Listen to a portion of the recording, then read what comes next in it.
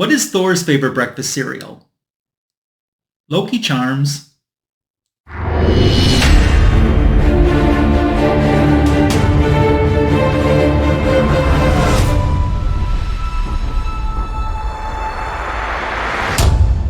How's it going today? You found your way to Comic Book Editions Volume 161. Thanks for stopping by. I want to share with you some recent back issues that I've added into my comic book collection. We're going to get started right now. Marvel 2-in-1, Volume 1, issue number 62. This was published in 1980, kind of an impulse purchase for me. I think initially I was drawn to this awesome George Perez cover. You know I'm a huge George Perez fan. He doesn't do the interior art though. I think that's Jerry Bingham who does the interior art. I haven't spent a lot of time with this book, like I said, just an impulsive purchase, but I have had this little bit of a flirtation with the character Moondragon. I kind of dig Moondragon a little bit. I wouldn't mind getting her first appearance. I had the facsimile of that back when she was called Madame McEvil. Moondragon's a much better name than Madame McEvil. But one thing that I kind of erred on is the fact that this is one of those, and I didn't realize this at the time that I bought it, this is one of those like long issue story arcs. You got to remember back in the Bronze Age, they did a lot of single issue stories that just wrapped up in one issue. But this is one of those, and Marvel Team Up did this a lot too. Maybe a 4 or 5 issue story arc. And I didn't realize this at the time because the previous issue, 61, had Thing teaming up with Starhawk. And then the next issue, 63, has them teaming up with Adam Warlock, which is a big shocker because at this time, Adam Warlock is dead. I don't know if I'm going to pursue the other issues. I guess maybe when I sit down and read this, I really should get the other issues to have a complete storyline, but at the same time, we'll just see how much I enjoy this. I don't know if I would have picked this up in retrospect had I known that this was just in the middle of a story arc. I just thought it was a one-off issue. And I thought, I'm kind of in the mood to read a Moondragon story, so this would be a good one, which is kind of why I picked it up.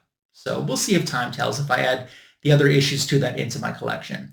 That happened a lot with Marvel Team Up, where in case of the Marvel Team Up stories, though, I was really into all of the characters that were a part of this 4 or 5 issue story arc, where in this one, I'm just more into Moondragon only.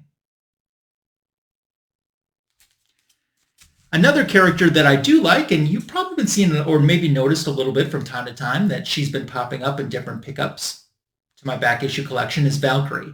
And when I saw the cover to this Thor, issue 299, I went, yep, I want that. That's a Keith Pollard cover. And it's simply the fact that I saw it, impulsive, love Valkyries. The price was really good. It's in really great condition too. And I thought, yeah, I think this would be a good issue to have into my collection. I don't have a lot of early Thor, or really a lot of Thor period, in my overall comic book collection. So this is a nice pickup for that too. Speaking of Thor, I didn't even notice it until right before I was getting ready to eat the other day. I went to McDonald's, I went through the drive-thru and I got some nuggets. And I ended up with Loki-themed sweet and sour dipping sauce. The sweet and sour sauce associated with Marvel Studios' Loki. So they're getting ready for the next season already by tying into McDonald's. And I guess chicken nuggets are playing a factor somewhere in this new season of Loki. So I've seen my comic book characters in many interesting situations, never really seen them hanging out with my chicken McNuggets before, though. It's all right, though. Quickly, I want to take a moment and say if you aren't subscribed to my channel, I hope you're taking this opportunity to do so. It's a great way to show support. If you could share my channel with someone that you think might be interested, or this video with someone that you think might be interested, that's another great way to show support as well. Give this video a thumbs up, a heart, and it just helps the algorithm, but it really helps show support to me. Certainly do appreciate it. Continuing on with my back issues and switching over to DC this time, we have Green Lantern Volume 2, issue 113. We're about 1978, if I recall correctly, around this time. This was a good story. This is a Christmas-themed story. And we have, because it's Green Lantern, Green Arrow, we have the whole cast, Green Lantern, Green Arrow, Black Canary. They're all spending Christmas together. And there's like a snow avalanche that they deal with. And then there's an impending birth of a baby, and they can't get the mother to the hospital in time. That seems to signal some type of apocalyptic event that was foretold when some new child was going to be born, but it all wraps up together in one issue. But it was Bronze Age. The art's good. This is Garcia-Lopez cover. And I'm really working on the run of Green Lantern that featured Green Arrow as the co-star, specifically the ones with Black Canary in them. That's the issues that I'm trying to work on. That's almost like the DC equivalent to Marvel's Daredevil run that I'm working on that has the Black Widow stories in them. So it was nice to get another one off of my list here. Another DC back issue that I've been looking at for quite some time and wanting for quite some time was this. DC Comics Presents 52. There is a first appearance in this issue, which I'll tell you about in a moment. You probably already know who the first appearance is, even though the character's not on the cover. But here we have Superman teaming up with the new Doom Patrol. And in this issue, it's the first time that Tempest can fly. They also establish in this issue that Metropolis is 309 years old and the Daily Planet had been published for 150 years. But as I mentioned and alluded to at the beginning of bringing this book up, it is a first appearance, and it's the first appearance of Ambush Bug. I know that DC hasn't done anything with Ambush Bug, but I wouldn't be surprised someday. He's just so off the wall that if they don't decide to try to use Ambush Bug maybe as their version of Marvel's Deadpool and bring him into the DC extended universe, into a film or a TV show or something. I really think he's going to come, but I didn't buy that book for this reason, for an investment purpose. First of all, I like the Doom Patrol. I like the original Doom Patrol a little bit better, but I do like the new Doom Patrol. I remember their debut in a 3-issue run of Showcase comic books. And so that's cool to see Superman teaming up with them in this issue and get the first appearance of Ambush Bug. Like I said, a book I've been wanting for quite some time. We'll circle back to the Doom Patrol in just a moment. But first, the next book up on my list, another Superman's Girlfriend, Lois Lane. This is issue 107, and the reads in this era of Lois Lane are really good. The first story, which is the Lois Lane story, is about a scientist who's experimenting to allow humans to breathe underwater, but one of the assistants uses this machine that can make you breathe underwater at full power, uses it on Lois, and it turns her into a snow woman, an ice sculpture, essentially. At this college, it's having all these different ice sculpture exhibits. So people think she's just part of the exhibit. The second story is the Rose and Thorn story, which I'm really enjoying that too. And in this case, an assassin hired by the group, the 100, which is the main antagonist of Rose and Thorn.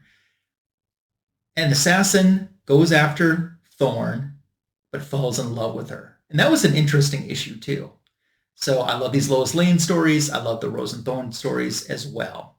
And special thanks to my friend Library of Comics. He just did a video last week where he picked up a Superman's Girlfriend, Lois Lane, the first Rose and Thorn that I recently showed on my YouTube channel. He bought one because of watching my video. He was influenced by me.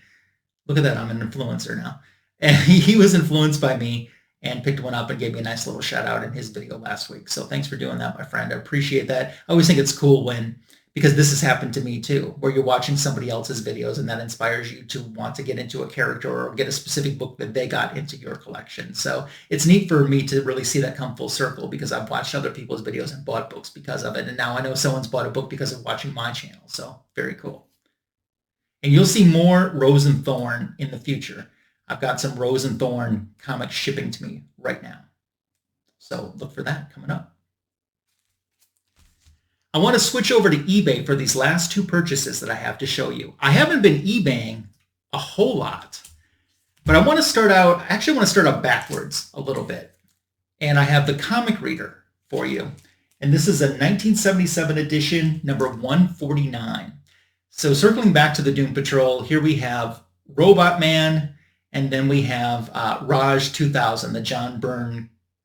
Actually, from what I read, it was John Byrne's first superhero that he created, which is kind of the mascot of his Byrne Robotics website.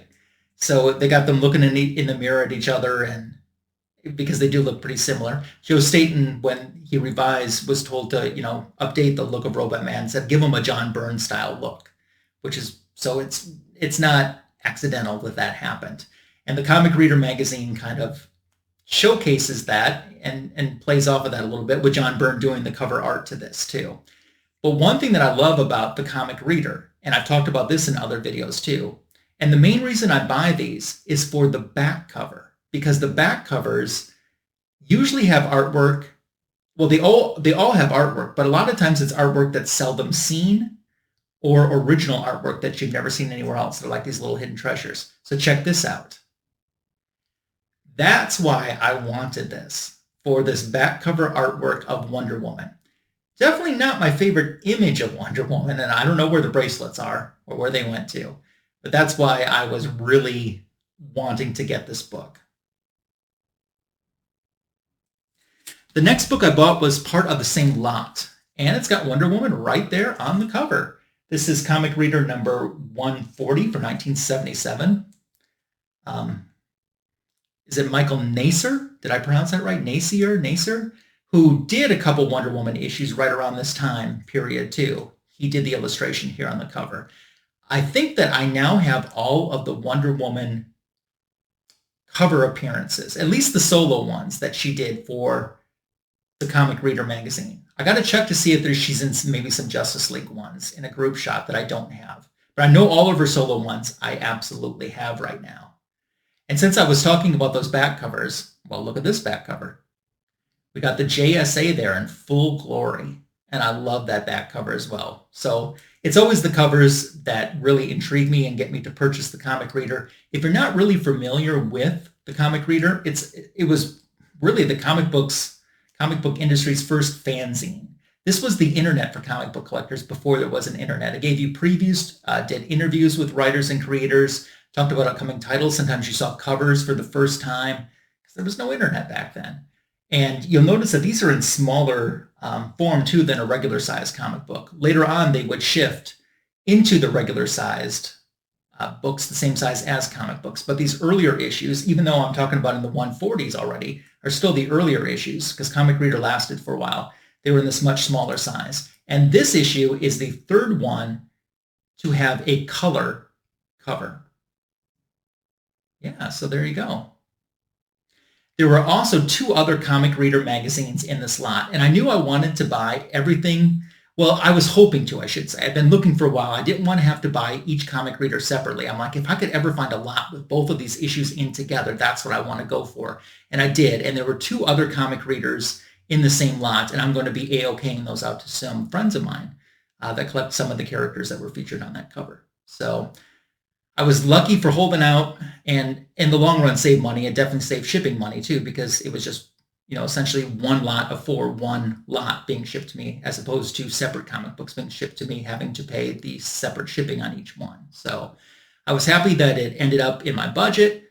I haven't been using eBay a lot lately just because the shipping has been so outrageous, but this one was too good to pass up, and now it's here. And it brings us to the end of this Comic Book Editions Volume 161 video today. Do you own any of the books that I showed today, or are you looking for any of them? What was your favorite cover? Those are some great things that we can dialogue in the comments section below. I feel so lucky and fortunate that each week I drop a video and I get so many nice comments and words of encouragement. And, I hear from other people on YouTube, and I recently watched a live stream where someone was talking about, kind of fighting with a hater or so forth in a comment section. I'm like, man, I am so appreciative that I've never had to deal with that. You guys are the best. I'll catch you next week for our next Comic Book Editions video. Don't forget about Fanboys Live and the Retro Review. That's probably on Comic Food 2814's channel this upcoming weekend. If that changes, I'll let you know on my Instagram channel. My back issue of the week YouTube short is out, and it talks about a really goofy Bronze Age DC story that I love that pits the DC villains versus the DC heroes in a game of baseball. It's wild. So check out that back issue of the week short, and I will catch up with you again soon. Thanks for making it to the end of this video, and have a fantastic week.